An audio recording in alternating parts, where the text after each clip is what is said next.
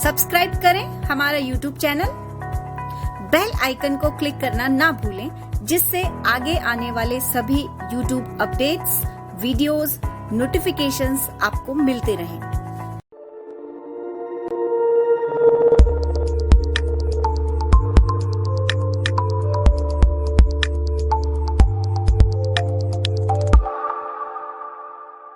नमस्कार दोस्तों, मैं भावना नंदवाना एक बार फिर से आप सभी का परिष्कार वर्ल्ड में हार्दिक अभिनंदन करती हूँ।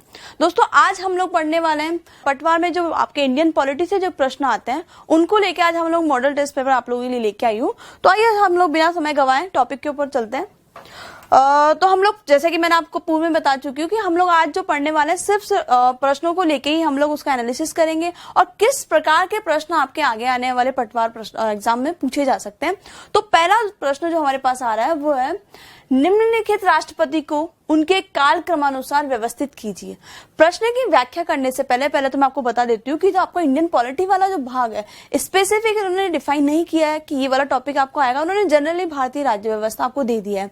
तो वहां पे हमें ना सिर्फ राष्ट्रपतियों के आपका जो प्रोसेस है, किस प्रकार से अपॉइंट होते हैं, कौन कौन से किस प्रकार से उन्हें हटाया जा सकता है, या आर्टिकल कौन कौन से आर्टिकल में आपकी कार्यपालिका को वर्णित किया गया है, वर्ण, उसके अलावा जो फैक्चुअल पार्ट है, यानी अभी तक कौन कौन राष्ट्रपति रह चुके हैं, प्रधानमंत्री कौन रह चुके हैं, इसी प्रकार से राज्य स्तर पे हम देखें तो सीएम, गवर्नर, इन सब से रिलेटेड भी आपसे प्रश्न पूछे जाते हैं।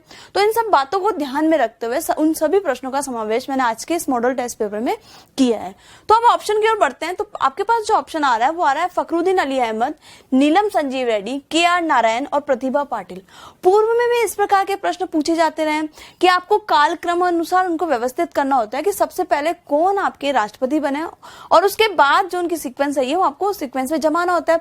तो इसके लिए आवश्यकता है कि आपको बहुत अच्छे से लर्न हो, शुरुआत से लेके अभी तक जितने भी राष्ट्रपति हमारे आ चुके हैं, एक बात तो वो व्यवस्थित क्रम में, और दूसरी बात ये कि वर्तमान जो राष्ट्रपति है वो कौन से नंबर के राष्ट्रपति हैं। ठीक है, तो आपके पास ऑप्शन है फखरुद्दीन अली अहमद, नीलम संजीव रेड्डी, के.आर. नारायण और प्रतिभा पाटिल। आपको बताना, आपको दिखा हुआ है कि 1 2 3 4 के क्रम में आपको ऑप्शन दिया हुआ है कि कौन सा पहले आया और कौन सा दूसरा।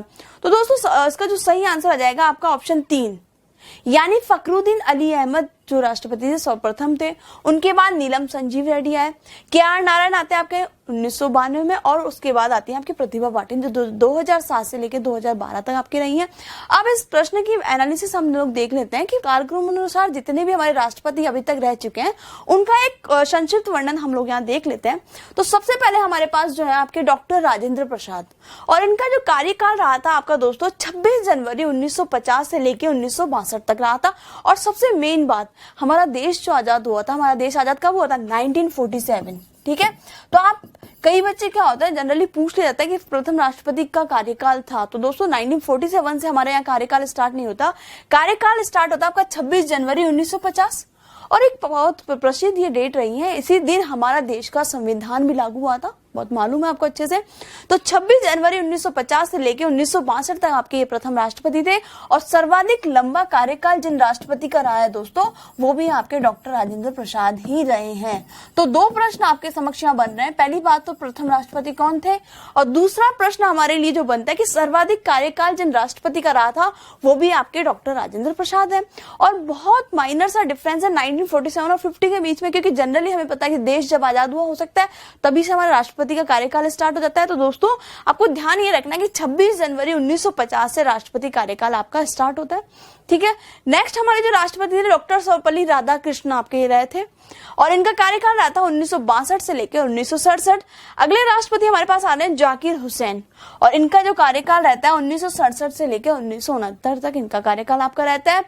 अगले हैं आपके पास डॉक्टर वराहगिरी वेंकट गिरी, जिन्हें कि आप वीवी गिरी के नाम से भी काफी फेमस है ये, और इनका कार्यकाल जो रहता है आपका 1969 से लेके आपके 20 जुलाई 1969, ये कार्यवाहक राष्ट्रपति के रूप में इन्होंने कार्य किया था। उसके बाद दोबारा ये पुनर्निर्वाचित होके 1969 से लेके 1974 तक भारत देश के राष्ट्रपति आप रहे हैं। ठीक है दोस्तों, उसके बाद आते हैं फखरुद्दीन अली अहमद, जो इससे रिगार्डिंग क्वेश्चन भी हमने किया है। ये इनका कार्यकाल जो रहता है आपका 1974 से 1977। वहीं सुविधा की दृष्टि से दोस्तों आपको डेट नहीं ध्यान में रखनी है, आपका जो इनका कार्यकाल ईयर रहा है से आप वो ध्यान में रखिए कि आपके 1974 से लेकर 1977 तक जिनका कार्यकाल रहता है भारत में राष्ट्रपति के रूप में, वह आपके फखरुद्दीन अली अहमद आपके रहते हैं। अगला हमारे पास जो आ रहा है नीलम संजीव रेड्डी, और काफी पॉपुलर राष्ट्रपति आपके ये रहे हैं, ठीक है। और इनका कार्यकाल रहता है आपका 1977 से लेके 1982 तक आपके ये रहते हैं। नेक्स्ट है आपके ज्ञानी जेल सिंह, और 82 से लेके 87 तक इनका कार्यकाल रहा था, ठीक है। और फर्स्ट वीटो पावर आपके राजीव गांधी के अगेंस्ट इन्होंने प्रथमतः वीटो पावर आपके यूज की थी, इसलिए भी काफी प्रसिद्ध रहे राष्ट्रपति। उसके बाद आते हैं आर वेंकट रमन। आर वेंकट रमन का जो कार्यकाल हमारे यहाँ रहता है 1987 से लेके 1992 तक इनका कार्यकाल रहा है। शंकर दयाल शर्मा, इनका कार्यकाल जो रहता है 1992 से 1997। के आर नारायणन, इनका रहता है 1997 से लेके 2002, ठीक है दोस्तों। वहीं आपके आते हैं एपीजे अब्दुल कलाम, जिन्हें कि कोई नहीं जानता, बहुत लोग इन्हें, बहुत कौन नहीं जानता इन्हें। अब्दुल कलाम अपने आप में काफी हमारे जो वैज्ञानिक भी रहे और जिन्हें missile man of the India के नाम से भी काफी प्रसिद्ध रहे, और इनका कार्यकाल जो रहा है 2002 से 2007 तक इनका कार्यकाल रहा है। आइए दोस्तों अगले उस पर बढ़ते हैं कि अगले कौन थी आपकी श्रीमती प्रतिभा पाटिल रही थी, और उनका जो कार्यकाल रहता है 2007 से 2012 के बीच में इनका कार्यकाल रहता है। और देश की प्रथम महिला राष्ट्रपति जो रही है वो भी आपके श्रीमती प्रतिभा पाटिल रही है, और हमारे राज्य की भी ये राज्यपाल रह चुकी है ये, ठीक है। अगला हम बढ़ते हैं प्रणब मुखर्जी। प्रणब मुखर्जी का जो कार्यकाल रहता है आपका 2012 से 2017 के बीच में आपका कार्यकाल रहता है। और उसके बाद में आते हैं वर्तमान राष्ट्रपति जो आपके हैं रामनाथ कोविंद, ठीक है। और इनका कार्यकाल 2017 25 जुलाई 2017 से इनका कार्यकाल स्टार्ट होता है और वर्तमान तक इनका विद्यमान है, वर्तमान में ये चल रहे हैं।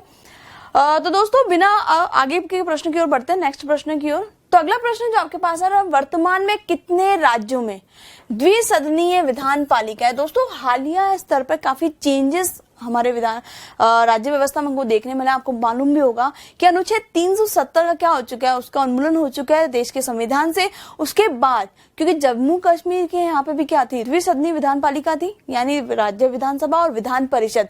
उसके बाद चूंकि उस टाइम पे क्या थे, टोटल सदस्यों जो विधान पालिका थी द्विसदनीय, वहां पे सदस्यों की संख्या थी या राज्यों की संख्या थी 7। उसके बाद में काफी चेंजेस आ गए। तो आपको ये प्रश्न डेफिनेटली आगे आने वाले प्रश्नों से रहेगा एग्जामों में। तो ऑप्शन है 7, 8, 9, 6, ठीक है। आपको बताना मुझे ये कि आप कितने वर्तमान में कितने राज्यों में द्विसदनीय विधान पालिका है, ठीक है। और उसका जो सही आंसर हो जाएगा आपका 6, क्योंकि मैं पूर्व में ही आपको बता चुकी हूँ कि अनुच्छेद 370 के उन्मूलन के बाद चूंकि जम्मू कश्मीर के लिए आपका विशेष प्रावधान किया गया था हमारे संविधान के तहत, और उसके बाद चूंकि जम्मू कश्मीर में भी क्या था, 2 सदनीय विधान पालिका थी, राज्य विधानसभा और राज्य विधान परिषद। अब क्या हो चुका, उनका उन्मूलन हो चुका है। और पूर्व में जो राज्य थे जहां के 2 सदनीय विधान पालिका थी, उन राज्यों की संख्या 7 थी, और 370 के उन्मूलन के बाद अब राज्यों की संख्या कितनी रह जाएगी, 6। तो अब हमारे लिए प्रश्न ये बनता है कि वर्तमान में और कौन कौन से राज्य ऐसे कि जहां पे कि आपके 6 द्विसदनीय विधान पालिका है। तो एक दृष्टि हम उस पर डाल लेते हैं। तो पहला हमारे जो पास आ रहा है आंध्र प्रदेश, तेलंगाना, उत्तर प्रदेश, बिहार, महाराष्ट्र और कर्नाटक, ठीक है। यानी ये 6 वो स्टेट है जहां पे कि वर्तमान में द्विसदनीय विधान पालिका है। वहीं मैं एक बात और बता देती हूँ दोस्तों, आंध्र प्रदेश ने हाल ही में अपने जो दूसरा सदन है विधान परिषद, उसे खत्म करने को लेकर प्रस्ताव कहां भेज रखा है, संसद में।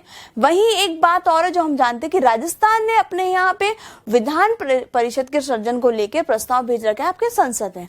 अब बात यहाँ ये प्रश्न आती है कि आप लोग जानना चाहेंगे कि मैम कि विधान परिषदों का सृजन या उनका उन्मूलन जो होता है, उत्साधन जो होता है, वो किस प्रकार से होता है। तो हम उसकी बात कर लेते हैं। सबसे पहली बात तो दोस्तों अनुच्छेद 169 के अनुसार संसद को अधिकार प्राप्त है, ठीक है। संसद को अधिकार प्राप्त है कि राज्य में विधान परिषद की स्थापना अथवा अंत कर दे। तो पहली बात तो ये कि किसके पास ये अधिकार है कि किसी भी राज्य के अंदर द्विसदनीय विधान पालिका होगी या नहीं, तो वो राइट किसके पास है, संसद के पास, ठीक है। ये तो बात हो गई कौन बना सकता है और कौन उसका विघटन कर सकता है।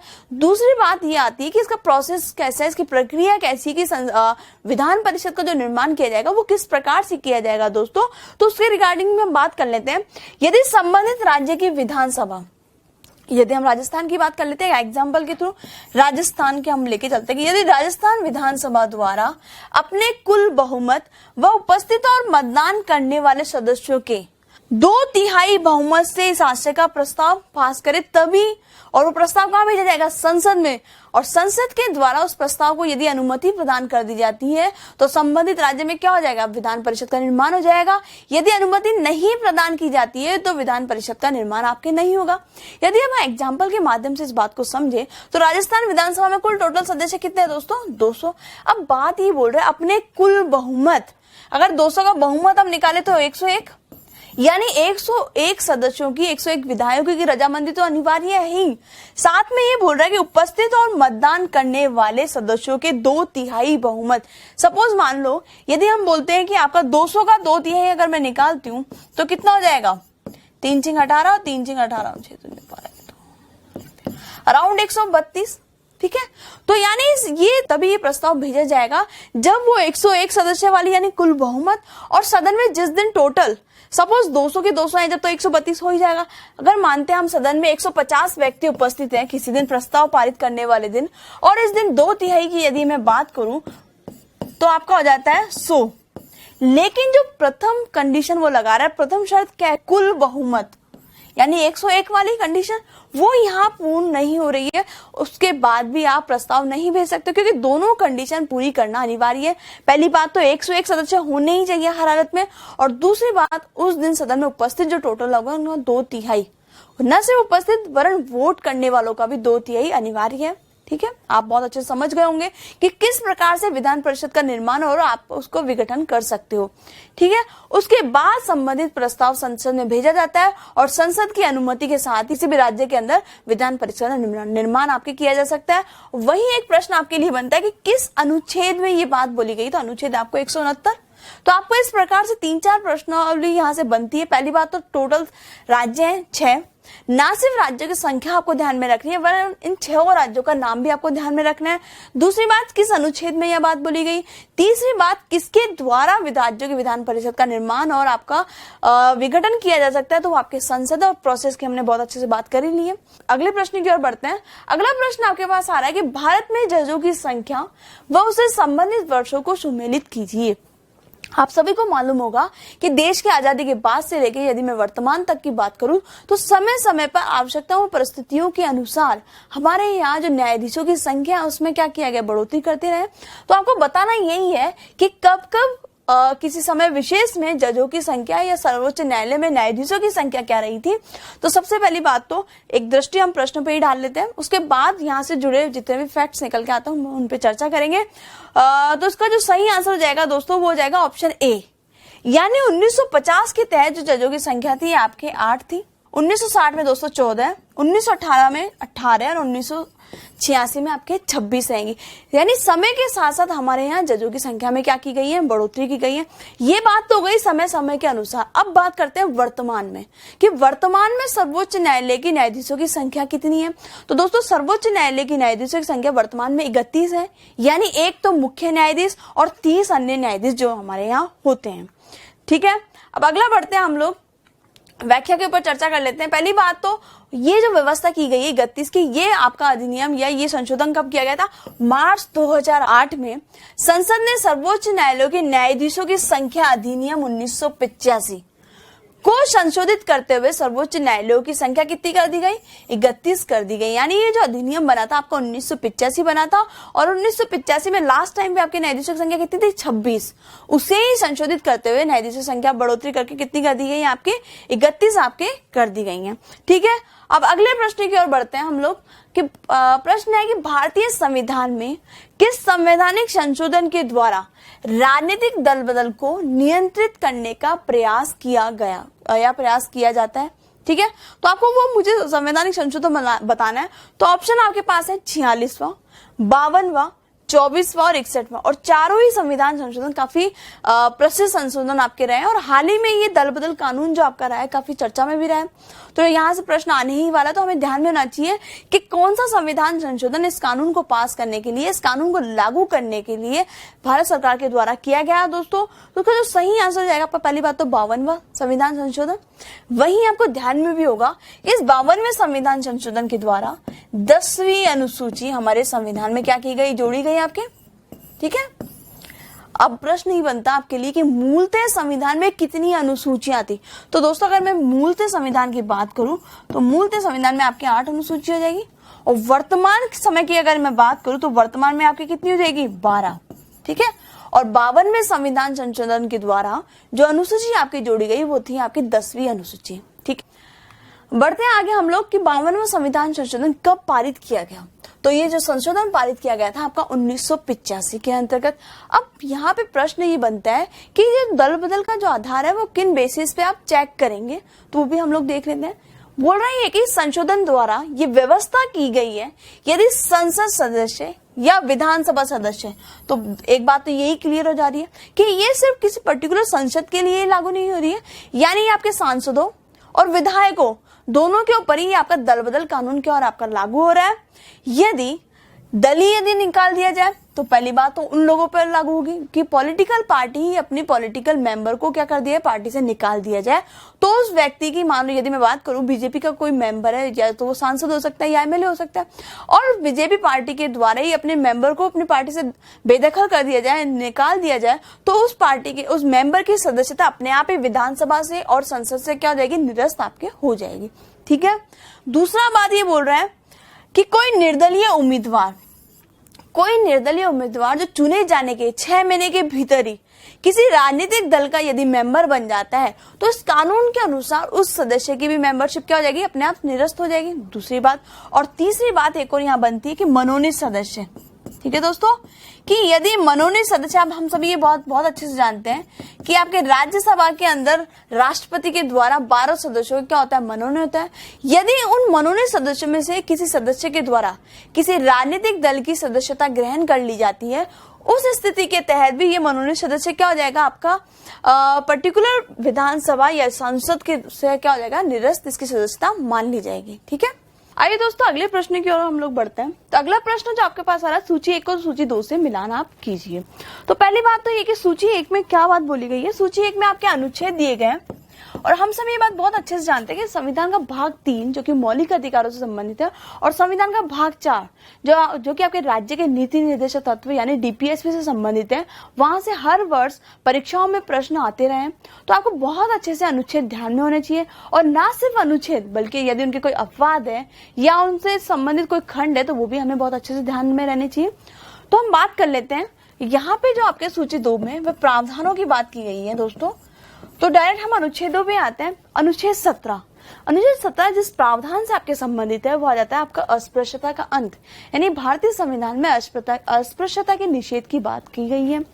नेक्स्ट हमारे यहाँ अनुच्छेद 29 अल्पसंख्यक वर्ग के हितों के संरक्षण की बात जिस अनुच्छेद में की गई है, भारतीय संविधान के अनुच्छेद 29 में ये बात की गई है।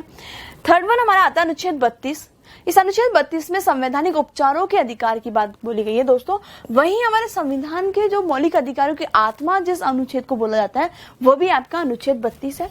वो इसलिए बोला जाता है दोस्तों, यदि किसी व्यक्ति के मौलिक अधिकारों का यदि हनन हो तो व्यक्ति डायरेक्ट सुप्रीम कोर्ट में अपने अधिकारों के संरक्षण की प्राप्ति कर सकता है।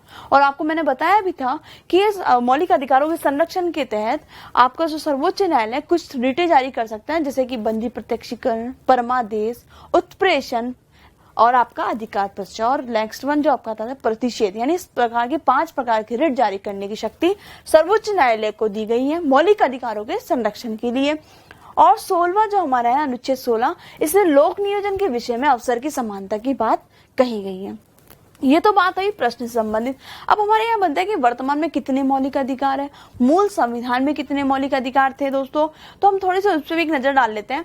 पहली बात तो वर्तमान में जो आपके जो मौलिक अधिकार है, मौलिक अधिकारों की संख्या आपकी कितनी जाती है, 6। ठीक है, और मूल संविधान में दोस्तों आपके जो मौलिक अधिकार थे उन अधिकारों की संख्या थी आपके 7। अब यहाँ प्रश्न ये बनता है कि मैम वो कौन सा मौलिक अधिकार है जो वर्तमान में समाप्त हो गया। तो दोस्तों वो जो मौलिक अधिकार है आपका संपत्ति का अधिकार। ठीक है, पहली बात तो ये कि संपत्ति का अधिकार वर्तमान में आपका एक क्या बन गया, मौलिक अधिकार से कानूनी अधिकार। दूसरी बात ये, अब जाहिर सी बात है, मौलिक अधिकारों की समाप्ति आप कर रहे हो, किसी भी संवैधानिक उपबंध को आप समाप्त कर रहे हो, उसके लिए संवैधानिक संशोधन आपको करना पड़ेगा। तो वो संवैधानिक संशोधन जो किया गया था वो था आपका 44वां संवैधानिक संशोधन। ये बात तो वही संशोधन की। अब जिस वर्ष में ये संशोधन किया गया था दोस्तों, वो वर्ष था आपका 1978। ठीक है, कौन सा वर्ष था? 1978 में आपका 44वां संविधान संशोधन पारित किया गया था। और इस संशोधन के द्वारा आपका जो संपत्ति का अधिकार, जो कि पूर्व में आपका मौलिक अधिकार था, उसे क्या बना दिया गया? कानूनी अधिकार। ठीक है, ये तो मोस्टली जो प्रश्न पूछे जाते रहते हैं। अब हम थोड़े से अधिकारों की ओर बढ़ेंगे। तो पहला हमारे पास आ रहा है समानता का अधिकार, यानी जो हम 6 अधिकारों की बात की तो उनमें जो पहला है समानता का अधिकार। समानता के अधिकार के तहत आपके अनुच्छेद में मैंने यहाँ बताया, तो पहला बात करते हैं अनुच्छेद 14। अनुच्छेद 14 में जो बात की गई है कानून के समक्ष समानता की बात की गई है। ठीक है, अनुच्छेद 15 में जो बात की गई है धर्म, जाति, नस्ल, जाति, लिंग अथवा जन्म स्थान के आधार पर किसी भी व्यक्ति के साथ भेदभाव का क्या किया गया? निषेध किया गया अनुच्छेद 15 के तहत। अनुच्छेद 16 जो बात की गई है सार्वजनिक रोजगारों के मामलों में अवसर की समानता। तो आपको ध्यान में ये रखना है कि अवसर की समानता जिस अनुच्छेद में बोला गया है वो आपका अनुच्छेद 16 है। नेक्स्ट हमारे पास आ रहा है अनुच्छेद 17, अस्पृश्यता के उन्मूलन की बात इसमें की गई है। और अनुच्छेद 18 उपाधियों का उन्मूलन जिस अनुच्छेद में किया गया है वो आपका अनुच्छेद 18। ठीक है, अब प्रश्न यहाँ पे एक इस प्रकार से बनता है कि समानता के अधिकारों की बात जिस अनुच्छेदों में की गई है वो अनुच्छेद कौन से है? तो वो अनुच्छेद आ जाते हैं आपके आर्टिकल 14 से लेकर 18 तक। ठीक है, यानी समानता का अधिकार जिन अनुच्छेदों से संबंधित है अनुच्छेद 14 से लेकर अनुच्छेद 18। ठीक है, ये तो हमारा समानता का अधिकार। नेक्स्ट हमारे पास आता है स्वतंत्रता का अधिकार। ठीक है, तो एक दृष्टि हम स्वतंत्रता के अधिकारों के ऊपर डाल लेते हैं। अनुच्छेद 19 के तहत अभिव्यक्ति की स्वतंत्रता से संबंधित अधिकारों का जो संरक्षण किया गया है वह आ जाता है आपके अनुच्छेद 19 में। ठीक है, तो आपको लाइनें बिल्कुल प्रावधानों की जो लाइनें मूल संविधानों से ली गई है उनको बिल्कुल एज इट इज याद रखना है। और प्रश्नों की जो परिभाषा या प्रश्नों का जो वाक्य बनते हैं वो यहीं से बनता है डायरेक्ट। ठीक है, तो इनकी शब्दावलियों को बहुत अच्छे से लर्न कीजिए और ध्यान में रखिए कि पर्टिकुलर अनुच्छेद में क्या प्रावधान आपका किया गया है। वही साथ ही साथ आपको ये ध्यान में रखना है कि समानता अधिकारों की जो बात की गई है कौन से अनुच्छेदों के बीच में गई है। स्वतंत्रता की जो अधिकारों की बात की गई है वह कौन से अनुच्छेदों में की गई है। तो हम अभी पढ़ रहे हैं स्वतंत्रता का अधिकार। 19 हमने देखा। 20 में जो बात की गई है अपराधों के लिए दोष सिद्धि से संबंधित संरक्षण जो प्रदान किया गया है वो आपका किया गया है अनुच्छेद 20 के तहत। ठीक है दोस्तों, अब बारी है 21 की। तो 21 में दोस्तों कुछ खास बातें हैं। 21 और 21A। 21A का जो नया भाग जोड़ा गया शिक्षा का अधिकार। ठीक है, 86वें संविधान संशोधन अधिनियम 2002 के द्वारा ये 21A आपका यहाँ जोड़ा गया। ठीक है, शिक्षा के अधिकार को भी क्या बना दिया गया वर्तमान में? मौलिक अधिकार। तो आप इस बात से समझ गए होंगे कि सरकार के द्वारा बच्चों को शिक्षित करने के ऊपर कितना फोकस किया जा रहा है। यानी आज हर नागरिक को शिक्षा प्राप्त हो ये उस व्यक्ति का मौलिक अधिकार है। ठीक है, और वह चाहे तो कोर्ट के द्वारा अपने मौलिक अधिकार की प्राप्ति के लिए संरक्षण भी ले सकते हैं। ना सिर्फ सुप्रीम कोर्ट वरना आर्टिकल 226 के तहत आप हाई कोर्ट के अंदर भी अपने मौलिक अधिकारों के लिए संरक्षण की प्राप्ति कर सकते हो, संरक्षण की मांग कर सकते हो। ठीक है, 21 जो बोलता है वो बोलता है जीवन तथा व्यक्तिगत स्वतंत्रता का जो संरक्षण आपका प्रदान किया गया है वो अनुच्छेद 21 में हमारे यहाँ प्रदान किया गया है। ठीक है दोस्तों, आगे बात करते हैं अनुच्छेद 22 की। और अनुच्छेद 22 में कुछ मामलों में गिरफ्तारी तथा निरुद्धता से संरक्षण जो प्रदान किया गया है आपका प्रदान किया गया है अनुच्छेद 22। हमने समानता का अधिकार पढ़ा। नेक्स्ट हमने बात की स्वतंत्रता के अधिकारों की। और स्वतंत्रता के जो अधिकार है वो आपके आर्टिकल 19 से लेके आर्टिकल 22 तक यानी इन 4 अनुच्छेदों में ये प्रावधान आपका किया गया। नेक्स्ट हम बात करेंगे शोषण के विरुद्ध अधिकार की। ठीक है दोस्तों, शोषण के विरुद्ध अधिकार से संबंधित जो आपके अनुच्छेद है वो अनुच्छेद 23 और अनुच्छेद 24। ठीक है, तो आपको ये दोनों आर्टिकल ध्यान में रखना चाहिए कि आर्टिकल 23 और आर्टिकल 24 में क्या बात बोली गई है। ठीक है, तो पहली बात तो अनुच्छेद 23 जो बात करता है मानव व्यापार तथा बलात्श्रम से संरक्षण जिस अनुच्छेद में दिया गया है अनुच्छेद 23 के तहत। और कारखानों में बच्चों को रोजगार का निषेध जो पर्टिकुलर अनुच्छेद में किया गया अनुच्छेद 24 के तहत। ठीक है दोस्तों, अगला हम बढ़ते हैं धार्मिक स्वतंत्रता का अधिकार। और धार्मिक स्वतंत्रता के अधिकारों की जो बात की गई है आपके अनुच्छेद 25 से लेके आपके अनुच्छेद 26। ठीक है दोस्तों, अब हम बात करते हैं अनुच्छेद 25 की। अनुच्छेद 25 में अंतःकरण, धर्म के प्रकटन, अभ्यास, प्रचार प्रसार की स्वतंत्रता आपको प्रदान की गई है। यानी कोई भी व्यक्ति किसी भी धर्म को मान सकता है, अपना सकता है, प्रचार प्रसार कर सकता है। राज्य के द्वारा उसके धार्मिक विशेष मामलों में कोई हस्तक्षेप नहीं किया जाएगा। ठीक है, धार्मिक रूप से वह पूर्णतः क्या है आपका स्वतंत्र। और हम बात ये बहुत अच्छे से जानते हैं भारत देश एक कैसा एक धर्मनिरपेक्ष राष्ट्र है। राज्य का अपना कोई धर्म नहीं है। हर व्यक्ति को यह स्वतंत्रता प्रदान की गई है कि वह चाहे जिस धर्म को अपनाए, जिस धर्म को माने। ठीक है, ये बात जो हमारी बोली गई है अनुच्छेद 25 में। नेक्स्ट हमारी बात करते हैं 26 यानी धार्मिक मामलों के प्रबंधन की स्वतंत्रता। जिस अनुच्छेद में दी गई है आपके अनुच्छेद 26 में, यानी जो ट्रस्ट वगैरह जो बनते हैं, प्रॉपर्टीज जो खरीदी जाती है ट्रस्टों के द्वारा, वो सब उनका जो प्रबंधन किया जाता है आपके अनुच्छेद 26 के तहत किया जाता है। नेक्स्ट दोस्तों हम आर्टिकल 27 की बात करेंगे। 27 में जो प्रावधान आपके किया गया है वो बोला यह गया है किसी विशेष धर्म को प्रोत्साहन करने के लिए या प्रोत्साहन देने के लिए कर भुगतान की स्वतंत्रता, यानी राज्य के द्वारा किसी भी व्यक्ति को धर्म विशेष को प्रोत्साहित देने के लिए कर नहीं लगाया जाएगा। ठीक है, नेक्स्ट हमारे पास आता है आर्टिकल 28। और आर्टिकल 28 में जो बात बोली गई है वो बोली गई है कुछ शैक्षणिक संस्थाओं में धार्मिक निर्देशों अथवा धार्मिक उपासना के लिए उपस्थित होने की स्वतंत्रता, यानी किसी भी बच्चे को इस बात के लिए बाध्य नहीं किया जा सकता कि पर्टिकुलर धर्म विशेष की वो शिक्षा ग्रहण करे।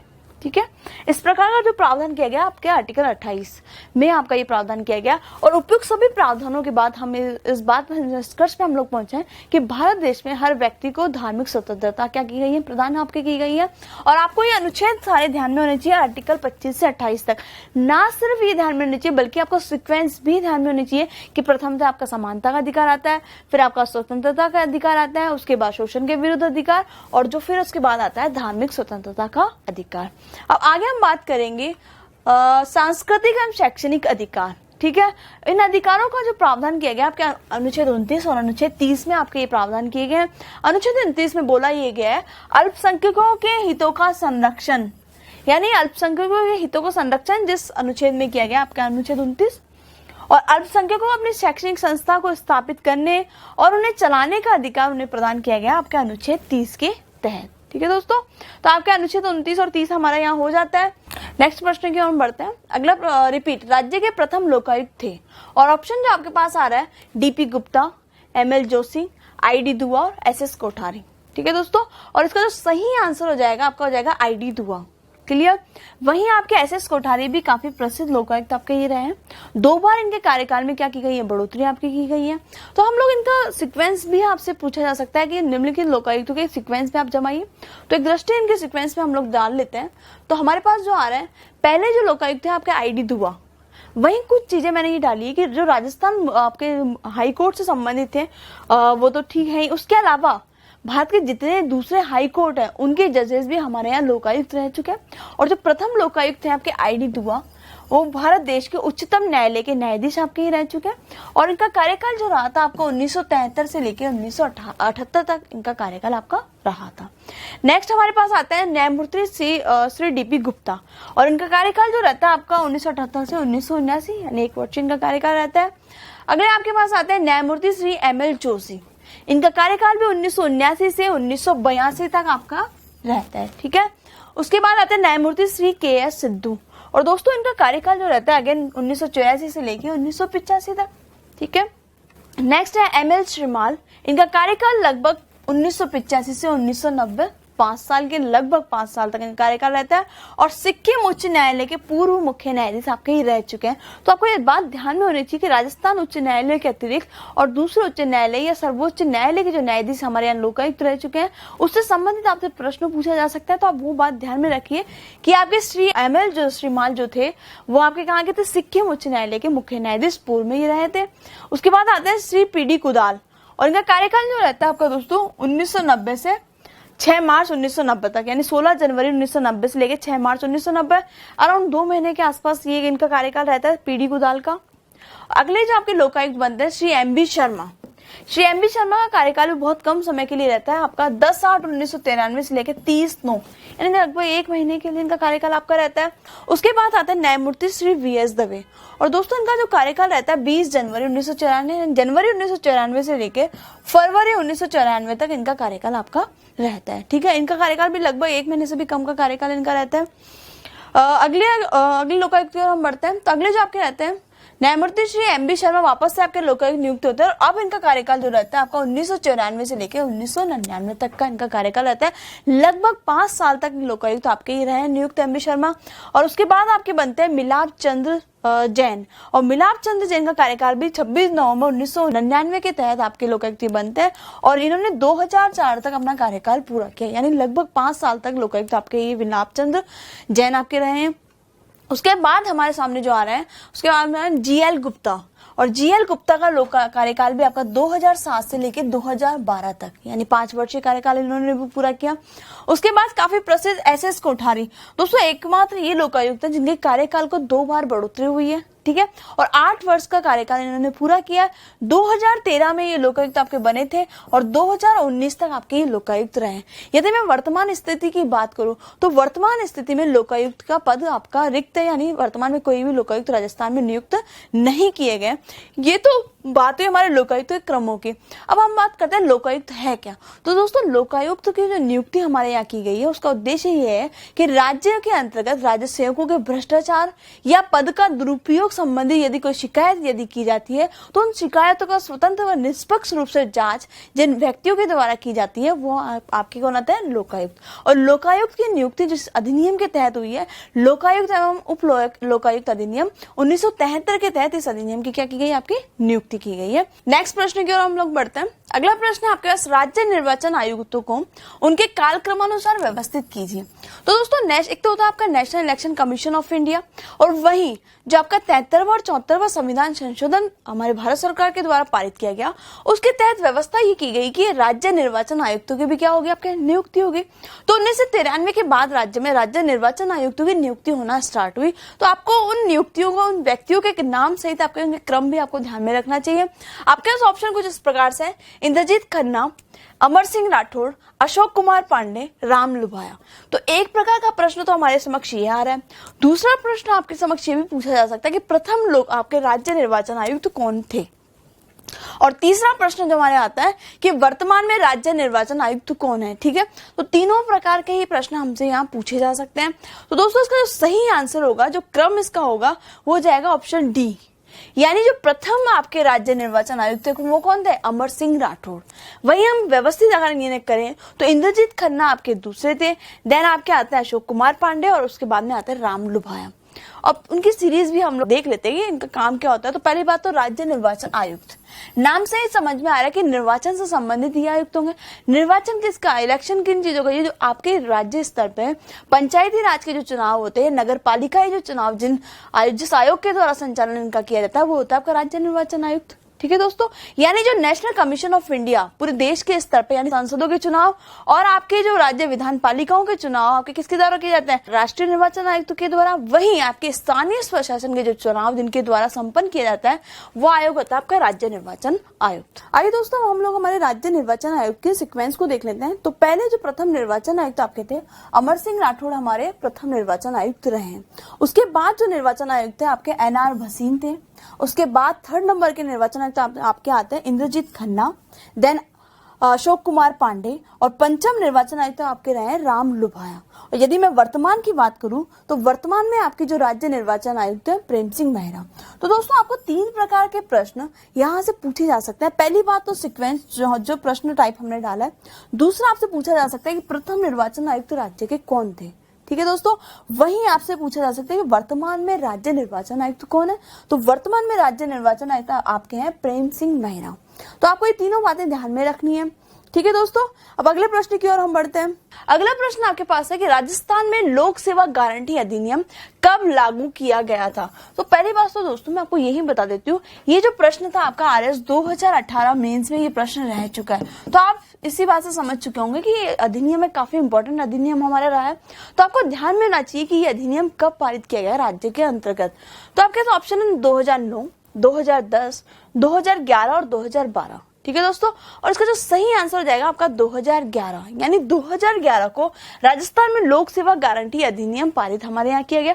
अब एक प्रश्न ये बनता है क्या देश में वह कौन सा राज्य है जिसने की ये अधिनियम सर्वप्रथम पारित आपका किया।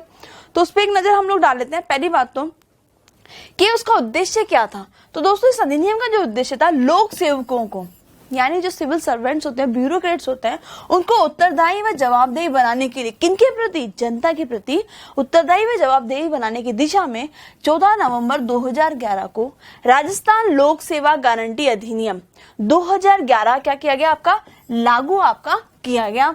वही मध्य प्रदेश देश का पहला ऐसा राज्य है जिसने कि राज्य सेवा का अधिकार अधिनियम लागू किया, और ये अधिनियम कब आया था आपका 2010 में, ठीक है दोस्तों, तो इस अधिनियम से हमसे यही पूछा जा सकता है। पहली बात तो इस अधिनियम का उद्देश्य क्या हो जाता है कि जनता के प्रति ब्यूरोक्रेट्स को जवाबदेही व उत्तरदायी बनाने की दिशा में 2011 में राज्य के द्वारा ऐसा बनाया, ये कानून बना और लागू किया गया। वही मध्य प्रदेश देश का पहला ऐसा राज्य है जिसने कि आपसे एक वर्ष पूर्व यानी 2010 में इस प्रकार का अधिनियम वो लेके आ चुका था।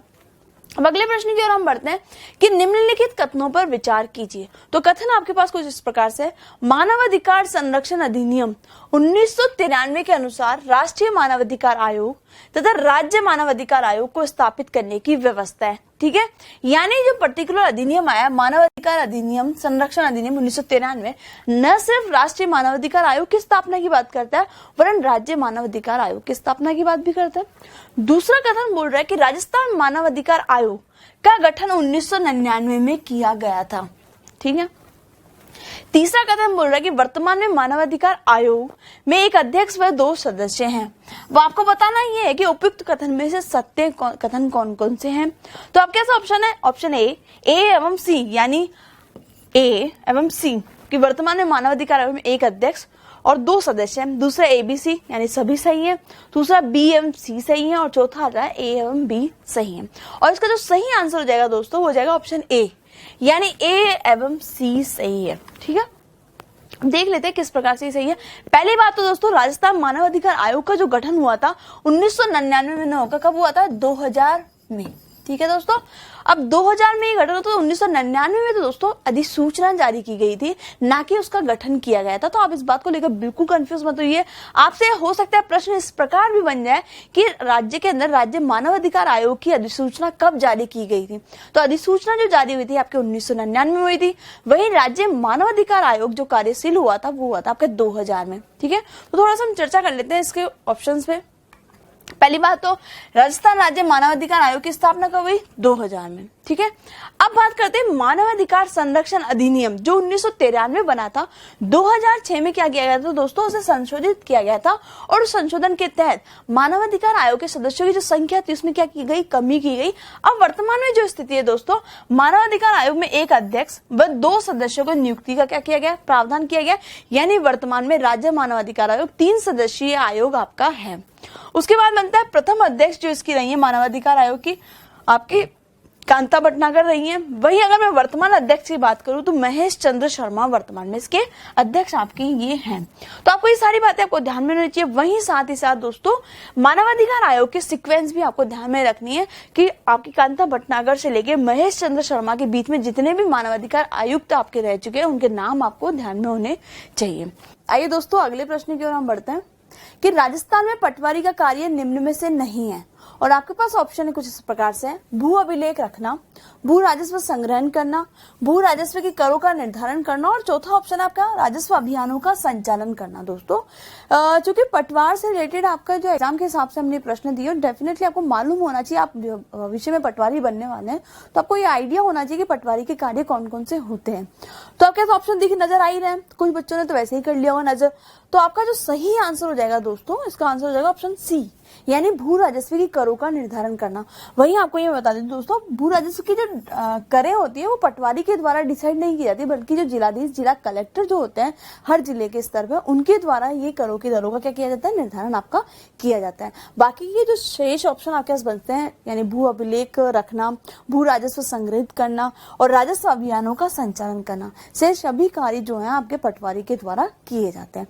तो दोस्तों अब हम बात कर लेते हैं मॉडल टेस्ट पेपर आगे कौन कौन से जारी किए जाएंगे। तो 2 मॉडल टेस्ट पेपर ऑलरेडी जारी किए जा चुके हैं आपके राजस्थान हाई कोर्ट के और रीट लेवल 1 के, जो कि आपको 2 मार्च से लेके 4 मार्च तक और 2 मार्च से लेके 5 मार्च तक आप लोगों को प्रोवाइड हम लोग करवा चुके हैं।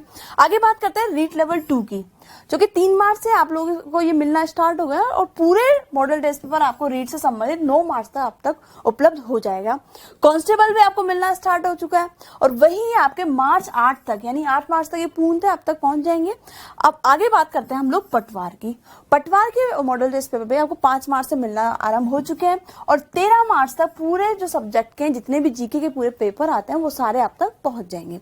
ठीक है दोस्तों, इसी के साथ मैं आशा करती हूँ कि आज का जो मॉडल टेस्ट पेपर है भारतीय राज्य व्यवस्था आपके लिए काफी लाभदायक साबित होगा। और आगे फिर से हम एक नए जोश के साथ और एक नए मॉडल टेस्ट के साथ पुनः मैं आपसे मिलूंगी। तब तक के लिए भावना आप सभी से विदा लेती हूँ।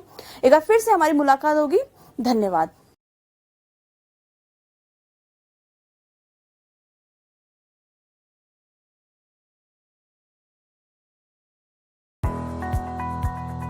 सब्सक्राइब करें हमारा यूट्यूब चैनल, बेल आइकन को क्लिक करना ना भूलें, जिससे आगे आने वाले सभी यूट्यूब अपडेट्स, वीडियोस, नोटिफिकेशंस आपको मिलते रहें।